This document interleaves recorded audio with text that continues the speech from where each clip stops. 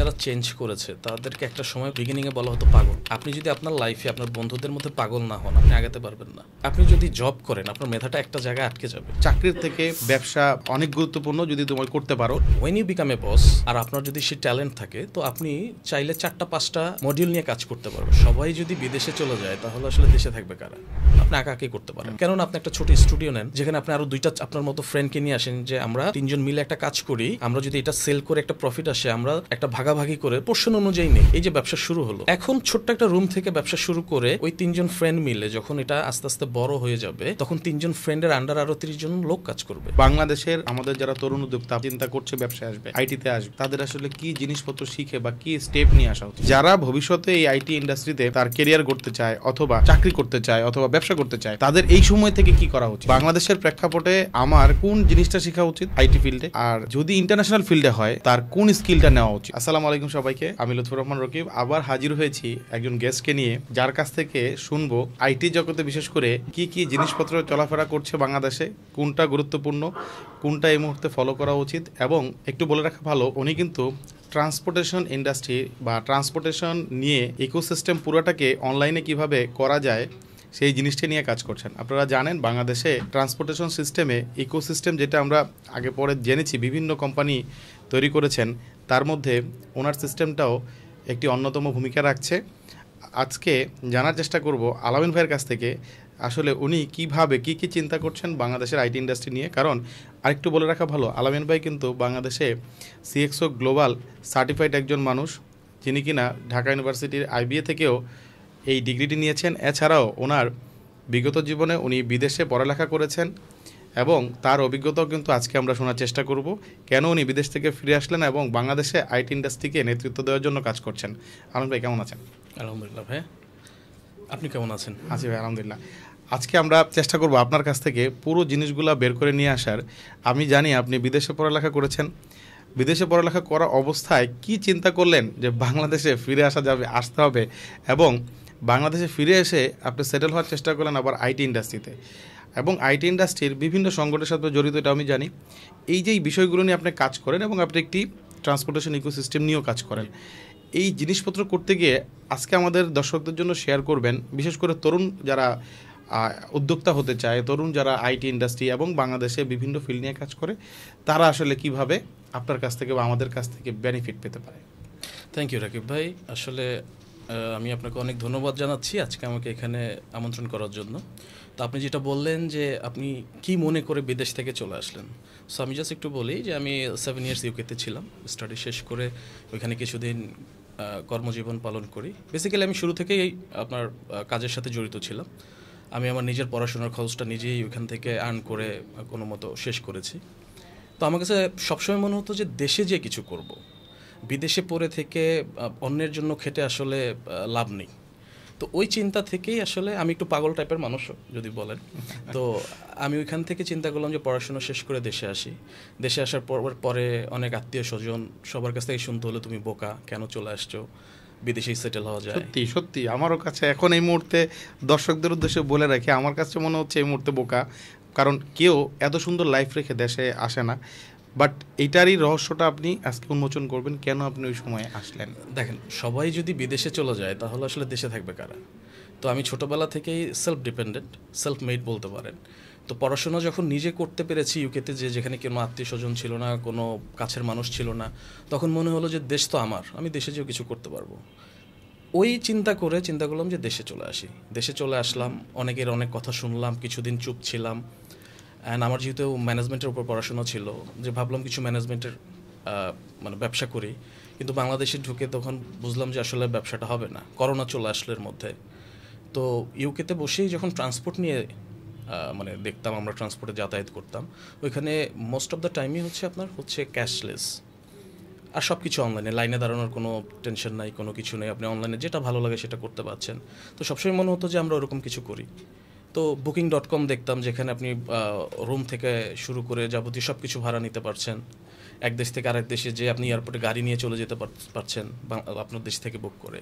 তো ওই চিন্তা নিয়ে যখন কাজ করা শুরু করলাম, তখন আমার কোফাউন্ডারদের সাথে মিলে চক্রযানটা স্টার্ট করি। ইন দ্য মেন টাইমে আমি একটা জবেও ছিলাম, করোনার সময় আমার জব হয়ে যায়। জবের পাশাপাশি চেষ্টা করছিলাম। আমার কো-ফাউন্ডাররা দেখছিলেন চক্রযান। বেসিক্যালি চক্রযান আমরা ই-টিকেটিং নিয়ে কাজ করছি, বাট আমরা যেটা সামনে রেখে আগাচ্ছি সেটা হচ্ছে টোটাল ট্রান্সপোর্ট ইকোসিস্টেমটা আমরা চেঞ্জ করে ফেলবো, ক্যাশলেস হবে ইউরোপিয়ান স্টাইলে।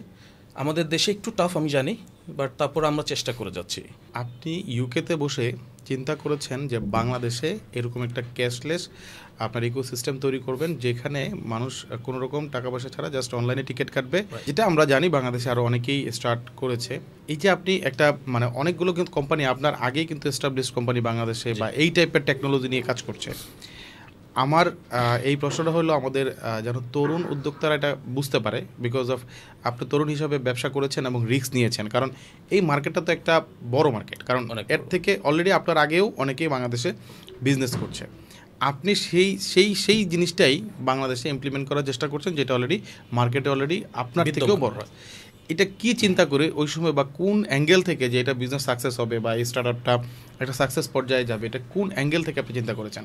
প্রশ্নটার অ্যান্সারটা কিছুটা অ্যান্সার আমি পরে দিব, বাট আপনারটা আগে শুনবো। আচ্ছা, এটা বেসিক্যালি দেখেন, আপনি যখন কোনো কিছু শুরু করবেন, কোনো কিছুই পৃথিবীতে নতুন না। কেউ না কেউ আপনার 2 দিন আগে শুরু করেছে, কেউ না কেউ 5 বছর আগে শুরু করেছে।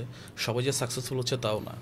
আমার চিন্তাটা ছিল যে সিমিলার প্যাটার্নে আমাদের কয়েকজন কম্পিটিটর আছেন, তারা ভালো করছেন, বড় বড় জায়ান্ট কোম্পানি, বাট তারা যেই জিনিসটা করছেন না, আমার ফোকাসটা ছিল ওইখানে যে আমরা কি করতে পারি। আপনি যদি একটা বাস ওনার হিসেবে চিন্তা করেন, আপনি 1 কোটি 2 কোটি টাকা দিয়ে একটা বাস কিনলেন, কিন্তু আপনার ভালো ম্যান পাওয়ার নেই। আপনার ড্রাইভার কীভাবে মানে আপনার তেল খরচটা বাঁচাবে সেটা সম্পর্কে তার আইডিয়া নেই। আপনার সুপারভাইজারের আইডিয়া নেই কীভাবে আপনার কাস্টমারের সাথে কথা বলবে। তো আমরা যেটা শুরু করছি, আমরা কিছু সময় কনসালটেন্সি করি ফ্রি অফ কস্ট, আমরা ট্রেনিংয়ের ব্যবস্থা করি সুপারভাইজারদের, হেল্পারদের। আমরা এখন এআই নিয়ে সামনে কাজ করছি, আমাদের ফুয়েল ইকোসিস্টেমটা যাতে আমরা কমাতে পারি, কারণ এখানে হিউজ পরিমাণে আপনার ফুয়েল কনজাম্পশন হচ্ছে এভরিডে। তো ওই জায়গাটা যদি আমরা ফোকাস করি, তার মানে আপনি যে সিস্টেমটা নিয়ে কাজ করছেন বা আপনাদের স্টার্টআপটার উদ্দেশ্য হচ্ছে শুধু টিকিট কাটা না, শুধু বাসের টিকিট, এয়ারলাইন্সের টিকিট বা এই জিনিসপত্রগুলো থাকবে এখানে না, এই পুরো সিস্টেমটাকে, এই ট্রান্সপোর্টেশন পুরো সিস্টেমটাকে কিভাবে সুন্দরভাবে একটা প্ল্যাটফর্মে বা একটা জায়গা থেকে সার্ভ করা যায় সেটা নিয়েও কাজ করছি। সেটা নিয়ে কাজ করছি। বেসিক্যালি আমাদের এই মার্কেটটা হচ্ছে অনেক বড়, আর এই মার্কেটটা প্রতিদিনই হচ্ছে ক্যাশ টাকার খেলা এখানে। তো আপনি যদি এটাকে কন্ট্রোল করতে না পারেন একজন ওনার হিসেবে, আমাদের সফটওয়্যারটা হচ্ছে B2B ফ্রেন্ডলি আমরা বেশি, মালিক ফ্রেন্ডলি আমরা বেশি। তো এখানে যেটা হচ্ছে, আমাদের সিস্টেমের মধ্যে আপনি সারা দিনের কত খরচ হলো, কী হলো, সব কিছুর খবর নিতে পারছেন। আপনি 10টা গাড়ি রেখে বিদেশে চলে গেলেন, বিদেশ থেকে আপনি লগ ইন করে দেখতে পারবেন আজকে আপনার ট্রানজ্যাকশন কত হলো, আপনার কোন বাসের কোন এসিটা চেঞ্জ হলো। এখানে A to Z সব কিছু লেখা আপনার মানে পুট করা যায়, ইনপুট করা যায়। সাইটে যেটা হচ্ছে যে আপনি যদি নতুন বিজনেসম্যান হিসেবে আমার কাছে আসেন, জানেন আমি 10টা বাস নিয়ে কাজ করব, কিভাবে কাজ করতে পারি, আমি ওই জায়গাটা আপনাকে গাইড করব। আচ্ছা, ওই কিভাবে করলে আপনার কম্পিটিটর থেকে আপনার বাসের আপনার ব্যবসাটা ভালো হবে, কারণ আমাদের তো কম্পিটিটর মার্কেট, অনেক কম্পিটিশন মার্কেটে। তো আমরা এমন এমন কিছু সাইট নিয়ে কাজ করছি, শুধু টিকিটিং না, আগামী 5 বছর আমাদের যেটা প্ল্যান হচ্ছে সেটা হচ্ছে যে পুরো ইকোসিস্টেমটা, বাংলাদেশের ট্রান্সপোর্টের নাম আসলে চক্রযানের নাম সাথে আসবে। সেখানে আপনি ট্রান্সপোর্ট রিলেটেড যাবতীয় যত ফ্যাসিলিটিস আছে, একজন মালিক হিসেবে যা শুধু আপনি আমাদের কাছে আসবেন, আমরা বাকিটুকু আপনাকে সামনে এগিয়ে নিয়ে যাব। স্যার, গ্রেট ইনিশিয়েটিভ যে আপনারা এই ট্রান্সপোর্টেশনটা, আমরা জানি বাংলাদেশে আসলে খুবই জটিল একটা প্রক্রিয়া, কারণ বাংলাদেশে রাস্তাঘাটে এত জ্যাম, এত পরিমাণের গাড়ি, কোন গাড়ির কি আছে, ফিটনেস আছে কিনা, কোনটা আসলে ড্রাইভিং লাইসেন্স আছে কিনা, কাগজপত্র আছে কিনা, এছাড়াও আসলে হেল্পারদের যে ঘটনাগুলো আমরা দেখতেছি রিসেন্টলি, যে খুব বড় বড় একদম খারাপ ঘটনাগুলো ঘটছে, প্রায়ই এটা আমরা নিউজ মিডিয়াগুলোতে পাই। সো এইটাও মনে হয় আপনাদের সিস্টেমটা কিছুটা যখন ট্র্যাকিংয়ে চলে আসবে কিছুটা হয়তো বা ট্রেসেবল হবে। আলম ভাই, আমাদের প্রশ্ন হচ্ছে যে আপনি তো একটা উদ্যোক্তা হিসাবে এই যে একটা চ্যালেঞ্জ নিলেন, একটা নতুন জিনিসকে চেঞ্জ করার একটা স্টেপ নিয়েছেন, এইটার সাথে এটা তো অবশ্যই আপনার টেকনোলজিক্যাল জিনিসপত্র সব কিছু এর মধ্যে ইন্টিগ্রেটেড। আপনি জানেন এআইয়ের একটা বড় ইম্প্যাক্ট অলরেডি পড়া শুরু হয়েছে, যেখানে আমরা বলছি যে 2030 বা 32 সালের মধ্যে অলমোস্ট 2000 বিলিয়ন একটা ডলারের একটা ইন্ডাস্ট্রি তৈরি হবে। এর মধ্যে আপনার ইন্ডাস্ট্রিটাও কিন্তু, ট্রান্সপোর্টেশন ইন্ডাস্ট্রিও প্রায় 200 বিলিয়ন ডলারের কাছাকাছি একটা অবস্থান রাখবে। আমরা দেখেছি এআই আসার পরে আমরা যারা আইটিতে কাজ করছি বা বিভিন্ন জিনিসপত্র নিয়ে কাজ করি, তারা কিন্তু, যারা ওল্ড মডেলে কাজ করি, তারা কিন্তু অনেকটাই শঙ্কিত যে আসলে এআইয়ের সাথে খাপ খাওয়ানো। আপনি কি মনে করেন যে বাংলাদেশের আমাদের যারা তরুণ উদ্যোক্তা, আপনার মতো যারা চিন্তা করছে ব্যবসায় আসবে, আইটিতে আসবে, তাদের আসলে কি জিনিসপত্র শিখে বা কি স্টেপ নিয়ে আসা উচিত? আসলে আপনি দেখবেন পৃথিবীতে যত পরিবর্তন হয় সেই পরিবর্তনের সাথে যখন আপনি যে বয়সেরই হন না কেন যদি আপনি সেটার সাথে সামঞ্জস্যতা রাখতে পারেন আপনি সামনে এগিয়ে যাবেন। আপনি সেটার সাথে নিজেকে মানে অ্যাডজাস্ট করতে পারলেন না, আপনি পিছিয়ে যাবেন। সো যদি দেশ হিসেবে বলি, আমাদের চেয়ে অন্যান্য দেশ অনেক এগিয়ে গেছে, আমরাও চলছি সাথে। তো যদি আমাদের ব্যবসা বা নতুন প্রজন্মের ব্যবসার কথা বলেন, অবভিয়াসলি আমাদের এআই ফোকাস হতে হবে। এআই ফোকাস না হলে আমরা আসলে বিশ্বের সাথে তাল মেলাতে পারবো না, আমাদের ছেলেপেলে কাজ পাবে না, আমরা অন্যান্য স্টুডেন্টদের চেয়ে অন্যান্য যারা আইটি নিয়ে কাজ করছে তাদের চেয়ে পিছিয়ে যাবো অনেক কিছুতে। তো প্রত্যেকটা সেক্টরেই, আমি যদি আমার সেক্টরটার কথা বলি ট্রান্সপোর্টে, এখানেও এআইয়ের হিউজ ভূমিকা আছে। আমি জাস্ট একটা এক্সাম্পল দিচ্ছি যে আমরা জানি না আমাদের ড্রাইভাররা যে ফুয়েল কনজাম্পশনটা, আপনি যখন আপনার তো গাড়ির যারা আমরা জানি যত ব্রেক করবেন তত ফুয়েল আমার নষ্ট হচ্ছে, একটা নির্দিষ্ট স্পিডের মধ্যে রাখলে আমার ফুয়েল কনজাম্পশনটা সুন্দর যাচ্ছে। এই জায়গাটা যখন আমরা এআই ইউজ করে যখন আমরা তাদেরকে একটা অ্যালার্ট দিতে পারবো বা একটা গ্রাফ করতে পারবো, আপনি অ্যাজ এ ওনার হিসেবে দেখবেন যে আজকে আমার ড্রাইভারটা কত রাফ বা কত রাশ গাড়ি চালিয়েছে বা কত স্মুথলি চালিয়েছে, বা আমার আজকে হয়তোবা ঢাকা থেকে আপনার বগুড়া যেতে 100 লিটার তেল খরচ হচ্ছে, সেখানে আজকে সে ইফিসিয়েন্সিটা মেনটেন করে বা এআইয়ের থ্রুতে আমরা যেইভাবে তাকে একটু মানে সুপারভাইজ করে দিব, সেটা মেনটেন করে চলাতে 20 লিটার সেভ হয়েছে। এটা যখন আপনি গ্রাফ হিসেবে দেখতে পাবেন তখন হবে কি দিন শেষে বা মাস শেষে হিউজ একটা ইম্প্যাক্ট পড়বে আপনার ইকোনমিতে, আপনার সেভ হচ্ছে। এটা যে শুধু আমি ট্রান্সপোর্ট নিয়ে বললাম, এখন আপনি যদি স্টাডি নিয়ে বলেন, গার্মেন্টস সেক্টর নিয়ে বলেন, এভরিওয়্যার। সো আমি যেটা আমাদের উদ্যোক্তাদের বলবো যে আপনারা এআইটা যত পারেন ভালো করে শেখার চেষ্টা করেন। আপনি যে এই সেক্টরে আছেন সেই সেক্টরে এআইটা কীভাবে কাজে লাগানো যায় সেটার দিকে ফোকাস করেন, বা আপনি জানেন না আপনার যে সিনিয়র বড় ভাই জানে বা যারা আপনার আশেপাশে রয়েছে তাদের সাথে কথা বলেন, বা এর উপরে ক্লাস করতে হলে ক্লাস করেন। বাট বিফোর ইউ স্টার্ট যে কোনো ব্যবসা যদি এআই করতে চান এটা শিখে তারপরে আপনি নামেন, তাহলে হবে আপনার 50% প্ল্যান বা 50% হচ্ছে গ্রোথ আপনার আগেই হয়ে যাবে। যেটা আমি ভুল করেছিলাম, আমার ভুলটাও বলি, আমি যখন শুরু করেছি তখন কিন্তু আমি জানি না আমি স্টার্ট আপে পড়েছি আমার company, and in that time আমার কো-ফাউন্ডাররা চালাচ্ছিল। সো আমি ভেবেছিলাম যে গতানুগতিক ব্যবসা, যে আমি ফান্ড দিব, আমরা ফান্ড দিয়ে চলবে। কিন্তু যখন দেখলাম কিছু 2-2.5 বছর পরে যে না, আসলে এইভাবে যে মার্কেটে আমি মানে রুল করতে আসছি এই মার্কেটে আমি এভাবে পারবো না, কারণ এখানে অনেক অনেক বড় বড় প্লেয়াররা রয়ে গেছে, অ্যান্ড আমার যে চিন্তা বা ভিশন আফটার 5 ইয়ার্স এটা আসলে আমার একার পক্ষে এভাবে সম্ভব না। তারপরে যখন আমি একটু আমার ব্যবসায় নিজে ঢুকলাম, নিজে এখন বসছি, তখন বুঝতে পারলাম যে আচ্ছা আমি তো স্টার্ট আপ ক্যাটাগরির মধ্যেও পড়ি, যেটার হিউজ বাংলাদেশে প্লাস হচ্ছে ইন্টারন্যাশনালি সব জায়গায় একটা স্টার্ট আপের অনেক দাম। তো আমরা এখন আপনি বলতে পারেন যে আমরা যেটা হয় যে 5 ইয়ার্স একটা টাইম টেবিল ধরে স্টার্টআপ টিকে থাকে, সো আমরা ওইটা ওভারকাম করেছি আলহামদুলিল্লাহ। সো উই আর সেইং আমরা স্টার্টআপ ভালো, এন্ড ইনশাআল্লাহ আমাদের হচ্ছে ইন্টারন্যাশনালি কিছু করার চিন্তা আছে। ওই সারপ্রাইজগুলো আপনাকে আরেকদিন হয়তো পরে ইনশাআল্লাহ আরেকদিন শুনবো। এখন আমিন ভাই, যেটা আমি জানি যে বাংলাদেশে বেসিক্যালি আমার পডকাস্টগুলোর উদ্দেশ্য থাকে বা আমি উদ্দেশ্য নিয়েই মাঠে কাজ করার চেষ্টা করছি যে বাংলাদেশের যেন যে পরিস্থিতি আসুক না কেন, যে এআই আসুক আর যাই আসুক, টেকনোলজি যেন অনেক দূর যায় এবং টেকনোলজির সাথে আমাদের ছেলেমেয়েরা যেন খুব মানে ওতপ্রোত জড়িত থাকে। ইভেন আমি সবসময় বলি যে চাকরির থেকে ব্যবসা অনেক গুরুত্বপূর্ণ যদি তোমার করতে পারো।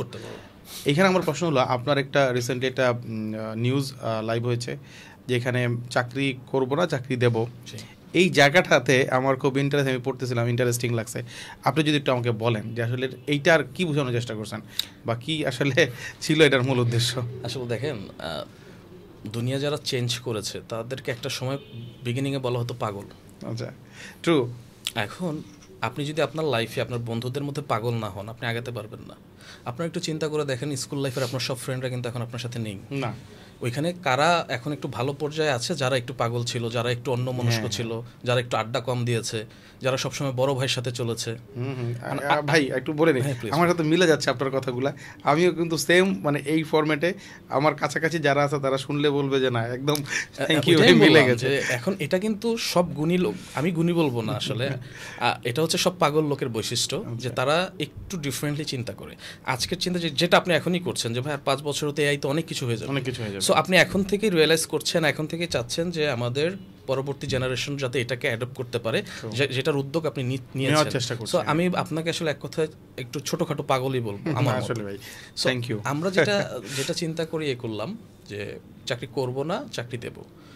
বেসিক্যালি আপনি যদি জব করেন আপনার মেধাটা একটা জায়গায় আটকে যাবে, আপনার বস যা চাইবে অতটুকুই আপনি করতে পারবেন। But when you become a boss, আর আপনার যদি সেই ট্যালেন্ট থাকে, তো আপনি চাইলে 4-5টা মডিউল নিয়ে কাজ করতে পারবেন একসাথে। আপনি চাইলে এক জায়গায় 2জনকে না 4জনকে রেখেও কাজ করাতে পারবেন, যেটা আমি ইনিশিয়ালি করছি এখন। যে আমি বিভিন্ন ইউনিভার্সিটির সাথে কথা বলছি, আমরা একটা জিনিস দেখি যে কোথাও গেলে আগে এক্সপিরিয়েন্স খোঁজে।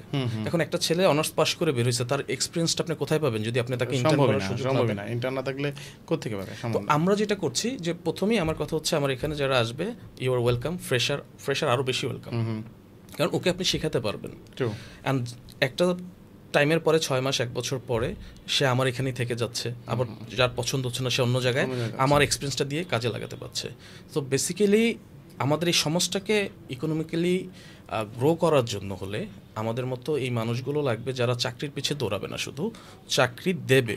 এখন এটা হতে পারে আপনি ছোটোবেলা থেকে আপনার একটা জিনিস নিয়ে আপনার আইডিয়া খুব ভালো, আপনি আঁকাআঁকি করতে পারেন। একটা এক্সাম্পল দিচ্ছি, কেননা আপনি একটা ছোটো স্টুডিও নেন, যেখানে আপনি আরও 2টা আপনার মতো ফ্রেন্ডকে নিয়ে আসেন, যে আমরা 3জন মিলে একটা কাজ করি, আমরা যদি এটা সেল করে একটা প্রফিট আসে, আমরা একটা ভাগাভাগি করে পোর্শন অনুযায়ী নেই। এটা শুরু হলে হবে কি, আপনি এই যে ব্যবসা শুরু হলো, বিসমিল্লাহ হলো। এখন ছোট্ট একটা রুম থেকে ব্যবসা শুরু করে ওই 3জন ফ্রেন্ড মিলে যখন এটা আস্তে আস্তে বড় হয়ে যাবে, তখন 3জন ফ্রেন্ডের আন্ডার আরও 30জন লোক কাজ করবে। বুঝতে পারছি। এখন আমি যদি শুরু থেকে ওই ভদ্রলোক চিন্তা করে যে না আমি আঁকাকে পারি, এটা হচ্ছে আমার অপশনাল, কিন্তু আমি স্যারের আন্ডারে কাজ করব, 25,000 30,000 50,000 টাকা বেতন পাবো, শেষ। না, আমি যদি একটু সহজে বলি আমাদের অডিয়েন্সের জন্য, যে যার যা কিছু আছে তা নিয়েই ঝাঁপিয়ে পড়ো, মানে যার যা কিছু আছে তা নিয়ে সে যেন মানে কাজের মধ্যে যায়, এবং সে কাজটাকে যেন ওইটা দিয়েই সেলেবল করে। মানে যদি সে আঁকাকে জানে সেটাই যেন সেলেবল হয়, সে যেন এটাকে সেল করতে পারে, সেভাবে যেন প্রিপেয়ার্ড হয়।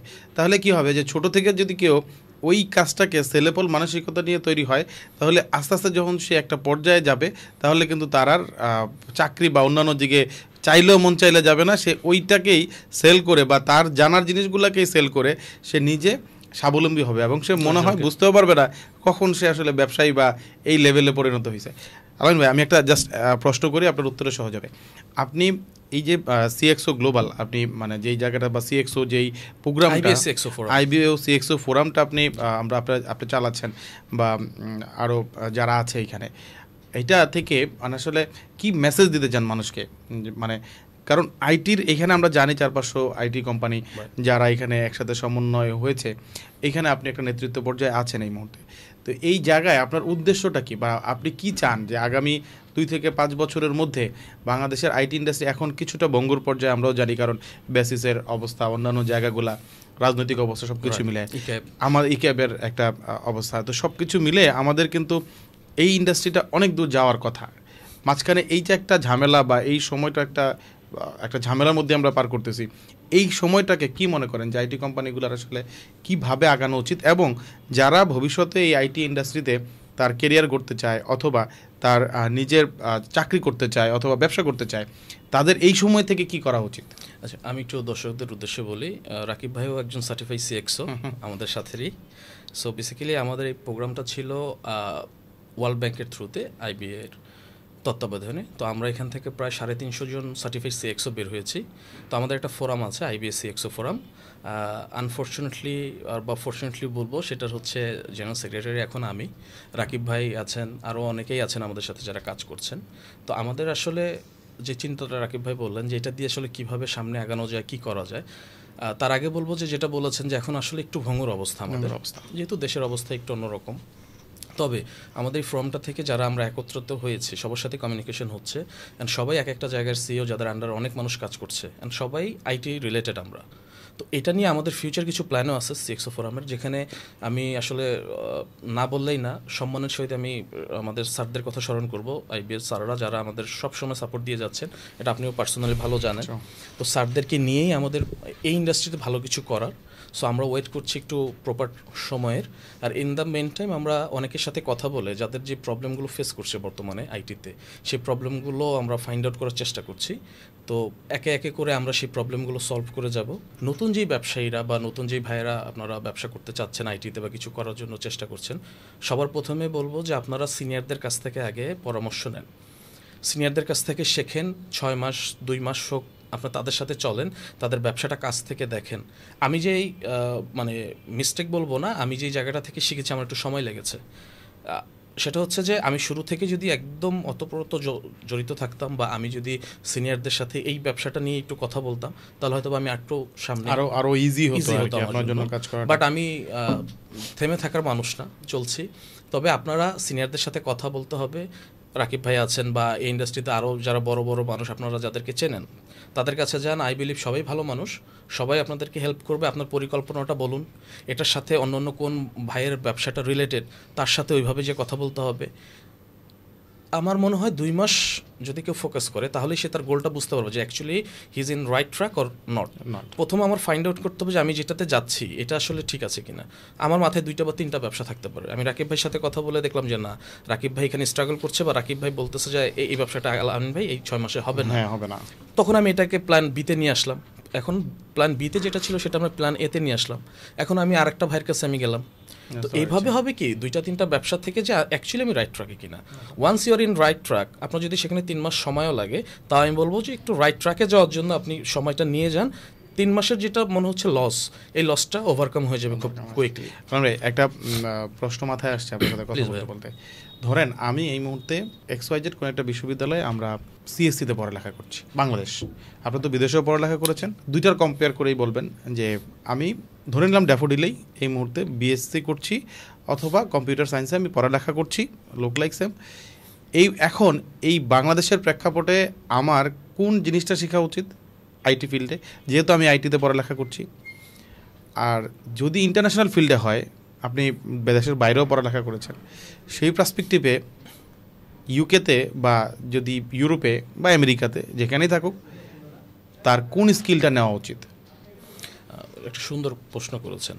আমি শুরুতেই বলেছি যে আমার পড়াশোনার খরচটা আমি নিজে চাকরি করে আমি পূরণ করেছি। ইভেন আমার ফ্যামিলিকেও আমি তখন সাপোর্ট দিয়ে যেতাম।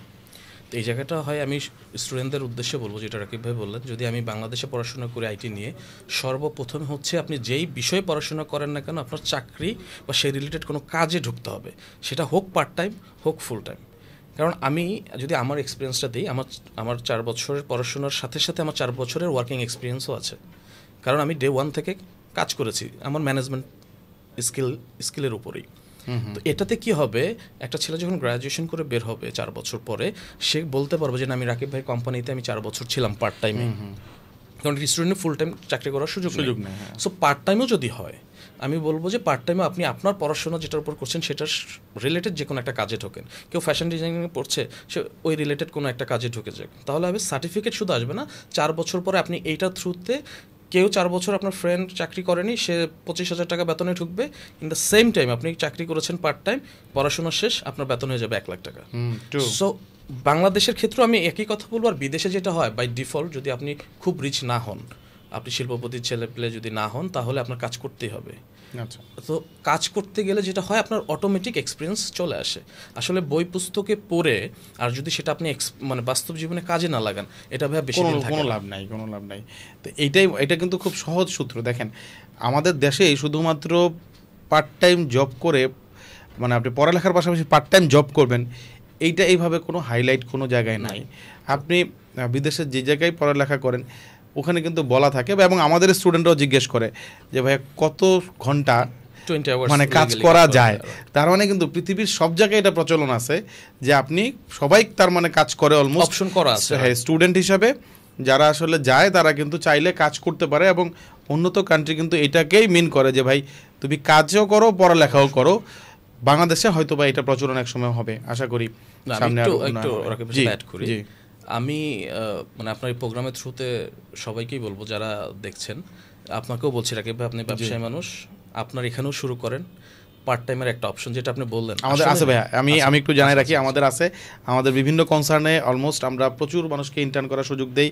এবং এটা আপনি শুনলে জাস্ট বলার জন্য যে যারা শুধু এইচএসসি বা আপনার এসএসসি এইচএসসি যে কোনো একটা ডিগ্রি মানে করা থাকলেই তারা আমাদের বিভিন্ন মানে আমাদের Project-এ যেমন কাজ করতে আউটসোর্সিং পারছে। প্রজেক্ট আছে, এই প্রজেক্টগুলোতে তারা ইন্টার্ন করতে পারে এবং সেটা পড়াশোনার পাশাপাশি। আমি এটার জন্য রাকিব ভাইকে আসলে অনেক ধন্যবাদ দিব। আর আমি কিছু বলতে চাচ্ছিলাম স্যারদের উদ্দেশ্যে, আমাদের যারা মেন্টর আছে স্যাররা আছেন, আইবি এর বিভিন্ন ইউনিভার্সিটির টিচাররা, যে একটু সুযোগ করে দেন স্টুডেন্টদের, যে তোমরা একটু কাজ করে যদি তাদের 10 মিনিট আধা ঘন্টা লেটও হয়। আমি এটা ফেস করছি ভাই, আমার ক্লাস ছিল 4টা পর্যন্ত, আমার কাজের জায়গাটা ছিল হচ্ছে 4টা থেকে শুরু, বাট আমার ওনার আমাকে আধা ঘন্টা লেট অ্যাকসেপ্ট করতো, যে ঠিক আচ্ছা, আছে তুমি আচ্ছা। ক্লাস করে চলে আসছো, ইটস ফাইন।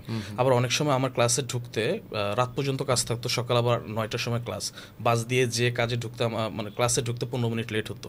এখন ওইখানে সব ফিঙ্গার অ্যান্ড করা করি ইউকেতে। তারপর আমার টিচার জানতো যে আমার ডিন জানতো যে আমি কাজ করে পড়াশোনা করছি, তো তারা অ্যাপ্রিসিয়েট করতো। অ্যান্ড আমার ওই 15 মিনিট 20 মিনিট তারা কখনো আমাকে কর্তন করতো না বা ওইটার জন্য পানিশমেন্ট পেতাম না। সো সবাইকে বলবো, আপনার আশেপাশে যদি স্টুডেন্ট থাকে তাদেরকে একটু সুযোগ করে দেন। স্টুডেন্টই হচ্ছে আগামী দিনের ভবিষ্যৎ, and তারা আমার মতো যারা বোকাশোকা মানুষ, তারা বিদেশে যে পড়াশোনা করে আবার ফিরে আসবে দেশের জন্য। ঠিক আছে, আজকে মোটামুটি আলামিন ভাইয়ের কাছ থেকে আমরা চেষ্টা করেছি ওনার লাইফ থেকে অভিজ্ঞতার আলোকে যে জিনিসগুলো বের করা যায় সেই জিনিসগুলো বের করার। এর পাশাপাশি চেষ্টা করেছি যারা আপনারা নতুন উদ্যোক্তা হতে চান, বিশেষ করে আইটিতে, এছাড়াও যারা তরুণ এই মুহূর্তে পড়ালেখা করছেন বিভিন্ন ইনস্টিটিউটে এবং চিন্তা করছেন সামনে কি করবেন, জব করবেন না বিজনেস করবেন, আলামিন ভাইয়ের এই বিভিন্ন অভিজ্ঞতা থেকে কিন্তু আপনারা মোটামুটি দিক নির্দেশনা পাওয়া উচিত। অথবা এছাড়াও যদি কখনো মনে হয় আলামিন ভাইয়ের হেল্প দরকার, সহযোগিতা দরকার, নিঃসন্দেহে আমি আলামিন ভাইকে রিকোয়েস্ট করব আমাদের দেশের উন্নয়নের জন্য যেন আলামিন ভাইরা হেল্প করে। আর এরকম যারা দেশকে নিয়ে চিন্তা করে, একটা ইন্ডাস্ট্রিকে লিড দেয়, তাদের সাথে যোগাযোগ থাকলে অবশ্যই প্রত্যেকের জন্য ভালো কিছু আসবে। দেখা হচ্ছে পরবর্তী কোনো এপিসোডে। চেষ্টা করব আরও যারা এই বিষয়গুলো নিয়ে কাজ করে ওনাদেরকে আমাদের এই প্রোগ্রামে সংযুক্ত করার। আলম ভাই, আপনি যদি কিছু বলতে চান আমরা শেষ করব। ধন্যবাদ। আমি আবারও ধন্যবাদ দিয়ে শেষ করছি রাকিব ভাইকে, যে ইনিশিয়েটিভটা আপনি নিয়েছেন এটা খুবই চমৎকার। আর আমি বিশ্বাস করি আমাদের সময় যদি এরকম মানে ইনিশিয়েটিভগুলো নিত সবাই, তাহলে তো আমরা আরও উপকৃত হতাম। তবে আপনারা যারা একটু সময় নিয়ে শুনতে হবে, হয়তো বা বোরিং লাগবে, ফেসবুক অপশনটা না, যে আপনারা যদি এখান থেকে শোনেন, এটা হচ্ছে সবার জন্য হয়তো কিছু না কিছু কাজে দিবে।